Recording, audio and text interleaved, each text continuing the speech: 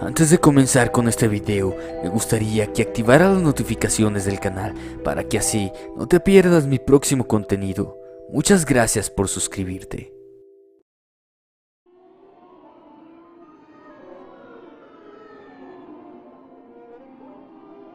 Bienvenidos a Inframundo. La cueva del innombrable, la casa del mismo diablo. Relato basado en experiencias reales, escrito y adaptado por Chemo San Juan. Allá, en el pueblo de mi madre, San Bartolo, Tutotepec, estado de Hidalgo, México, en el Día de Muertos se llevan ofrendas a una cueva, pero no a los muertos, sino al revés, al mismo diablo. Resulta que comentaban los campesinos de esa zona que en esa semana previa de muertos se perdían varios niños en su mayoría y aparecían muertos en esa cueva. Hubo quien vio los huesos de los infantes y perdió la razón. Dicen que la cueva abarca kilómetros y kilómetros de distancia o extensión, ya que inicia en el estado de Hidalgo y termina en la llave del estado de Veracruz. Cuentan que hubo una persona que logró salir y les platicó a los pobladores que él venía de sembrar en el año de 1970. Aproximadamente, y por raro que esto parezca, salió en la misma, pero 5 años después en el estado de Veracruz. Él decía y afirmaba que se perdió solo por un día. Comentaba que se alimentó de frutas raras que crecían sin sol y tomaba agua del interior de la misma cueva. Pero solo fueron 24 horas. Él aseguraba el día y el año en el que entró, y no coincidía nada con las fechas en el año en el que salió. Afirmaba muy seguro que vio a un anciano de aproximadamente 80 años, quien le dijo así: ¿cuánto ganas en el campo, amigo? Él le contestó: 30,000 pesos. Actualmente, en esa época, era mucho dinero, que serían hoy en día 30 pesos la hora, aproximadamente $3. El viejo le respondió: aquí ganarás 10 veces más por hora, y fácil, solo quiero que me hagas un favor. Quiero que entres y me traigas del interior de la cueva un costal que dejé olvidado con ciertas cosas. Por favor, no lo abras hasta que estés del otro lado. Ahí pesará un poco más, pero esto es normal. Cerraron el trato y el pago sería efectuado al salir de ese lugar. Él entró y después de horas de caminar y caminar, observó el costal de fibra natural, pero también vio mucha comida, fruta, carne rara y cruda, juguetes y dinero. Pero él decía así: me va a pagar para que lo tome y solo saco el costal, pero este era el doble de su peso y calculó que tardaría todo el día en sacarlo de aquella cueva. Finalmente dice que salió como pudo, pero el costal que venía cargando olía muy feo y en su curiosidad lo abrió y descubrió que eran huesos viejos y no otro tipo de cosa. Lo soltó y salió corriendo como pudo hasta llegar al pueblo más cercano, el cual no reconocía, pues se encontraba a más de 150 kilómetros de distancia de donde entró, entre montañas y valles. Ahí fue donde relató lo sucedido. Desde esa fecha se sigue apareciendo el viejo en estos días, suplicando lo mismo. Después de ese día se comenzaron a llevar ofrendas con más ímpetu para evitar que el demonio salga a robar infantes y devorarlos. La aparición. Relato basado en experiencias reales, escrito y adaptado por Chemo San Juan. Mi padre murió muy joven, así diría yo, a los 41 años. ¿Y por qué? Si él era mi ídolo, muy fuerte y valiente, por todo, hasta para las apariciones. ¿Y por qué digo todo esto?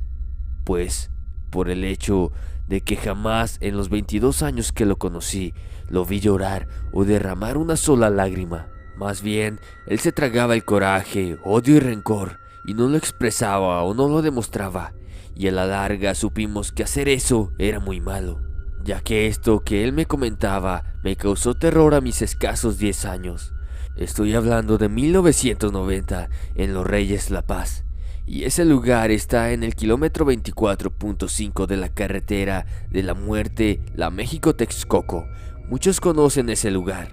Él me llevaba en ocasiones de visita a su trabajo, pues él trabajaba en un rastro de reses y puercos, lugar donde matan y descuartizan. Pero no sé al día de hoy si es malo lo que hacía, porque él llevaba para tomar un vaso de sangre de res recién sacrificada. Saben que nunca me enfermé y solo estuve en los hospitales por fracturas, golpes y accidentes, pero menos por enfermedades hasta el día de hoy. Él me decía que miedo solo a Dios, y yo le preguntaba por qué decía eso.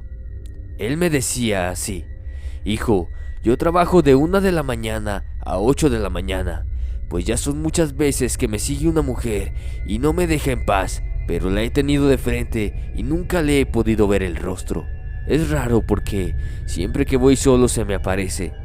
Es como si algo impidiera que voltee totalmente a mí. Pero eso no es lo peor, hijo. Muchas veces que salgo del trabajo, ella está sentada en la esquina de la calle 4 y está llorando. Yo no la tomo en cuenta, pero lo más raro es que cuando he volteado para verla ahí sentada, ella ya viene detrás de mí y me sigue. No me da miedo, pero no comprendo lo que es. Últimamente se desaparece en la puerta del rastro donde matan los animales. Esto me ha parecido impresionante a mí, y más como lo contaba mi padre. Pero es algo que realmente me conmocionó, que al preguntarle qué tiempo lleva con estas manifestaciones, él contestó: aproximadamente como 3 años, pero no he seguido, ya que yo no quería hacerle caso porque la gente le contaría a tu madre y yo la quiero mucho. Él no entendía hasta mucho después que esa persona no era de este mundo. Por lo contrario, alguien le llegó a decir a mi padre que este ente u aparición se lo quería llevar, pero él, por ser demasiado fuerte y valiente, no le impactó o lo asustó. Años después, la dejó de ver, y lo raro de todo esto es que una semana después de la última aparición, él cayó muy grave al hospital. Lamentablemente, le encontraron cáncer en el efisema pulmonar, y esto ponía en riesgo su vida. Así duró años enfermo hasta que finalmente falleció. Los doctores le dijeron a mi madre que las personas sin lágrimas son muy raras y estas son especiales. Almas en pena, relato basado en experiencias reales, escrito y adaptado por Inframundo. Esto sucedió en Jalostotitlán, Jalisco, en una parte del monte, entre la brecha que se llama El Salto Verde. Era Semana Santa, y como era costumbre, íbamos a acampar yo y la familia de mi exnovia. Este lugar es como un mini cañón. Es un río que viene desde el cerro y cae en este cañón, formando una cascada. Esa noche era Jueves Santo y ya era un poco tarde. Aproximadamente como las 11 de la noche, estábamos todos platicando, unos acostados en cobijas y otros en el pasto porque el pastizal es muy verde y suave. Teníamos una fogata en un asador para no dañar el pasto. De repente venía un señor y un niño saliendo de la oscuridad. Fue muy raro, ya que ese lugar está en medio de la nada, y llegaron a preguntarnos cuál era la dirección para llegar a Jalostotitlán. Les indicamos el rumbo y siguieron caminando. Apenas iban a unos 10 metros cuando le dije a mi ex que les daría un aventón, ya que la brecha principal estaba muy retirada, por lo que estábamos en medio de la nada. El pueblo estaba como a 30 minutos o un poco más de brecha. ¿Cuál fue nuestra sorpresa? Que al caminar para hablarles ya no había nada. Y eso que estaba despejado de árboles, y más porque la luz de la fogata ya no encandilaba. Pero la luz de la luna dejaba ver bien, pues regresamos y contamos lo sucedido.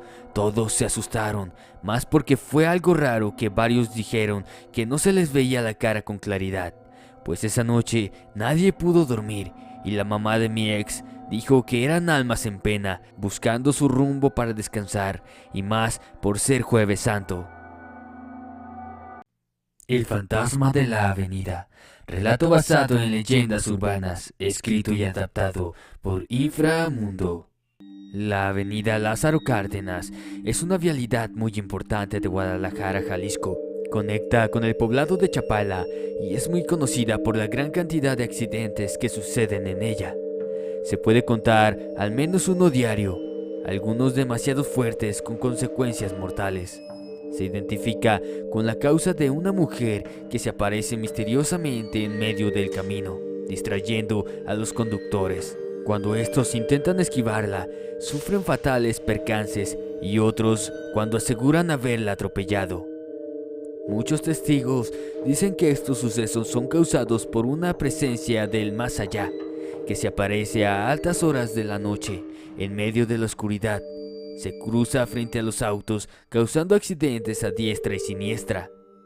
Es bien sabido que los lugares donde suceden muertes trágicas conservan las energías de las personas que fallecieron ahí. Algunas quedan tan impregnadas que permanecen vagando por tiempo indefinido, repitiendo su mortal desenlace una y otra vez. Según declaraciones hechas por los accidentados, sienten que la atropellan, incluso que la despedazan con sus autos. Pero cuando los servicios de emergencia buscan a la persona herida, no pueden siquiera encontrar rastro de que alguien haya sido lastimado al exterior del vehículo. Extienden su búsqueda hasta los árboles cercanos, también sin resultados, por lo cual, después de tantos incidentes, han llegado a tomarlo como algo común, sin sorprenderse al escuchar una y otra vez la misma historia. Se dice que al parecer ese lugar fue un paradero de camiones de carga, donde los choferes de las unidades se paraban ahí a descansar, tomar sus alimentos y en ocasiones contratar los servicios de mujeres de la vida galante. Se piensa que una de ellas fue estrangulada o asesinada y ahora, sedienta de venganza, cruza frente a los automóviles causando fatales accidentes. Si te ha gustado este video, compártelo, date una vuelta por mi canal y suscríbete. También puedes visitar mi Facebook, donde estaremos en contacto. Esto fue Inframundo. Te deseo dulces pesadillas. Hasta la próxima.